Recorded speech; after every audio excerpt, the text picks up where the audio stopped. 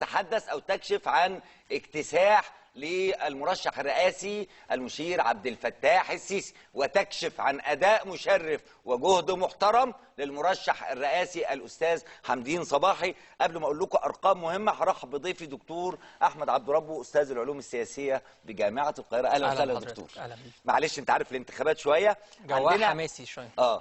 2000 لجنة فرعية، 2000 لجنة فرعية. نتيجة ال 2000 اللجنة الفرعية الباطل فيهم 166,738 صوت. السيسي حصل على 4,215,699 صوت. 4,215,699 صوت. الأستاذ حمدين حصل على 133,538 صوت.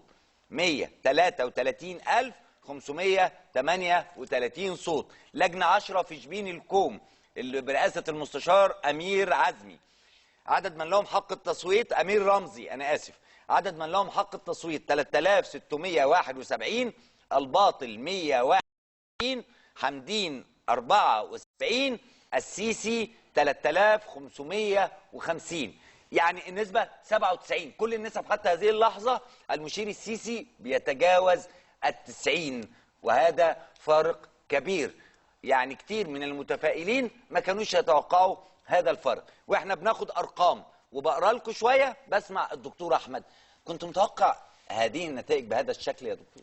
مش لدرجه 98 97، بس اعتقد كنت متوقع 90، يعني 90% للمشير و10% للسيد حمدين صباحي.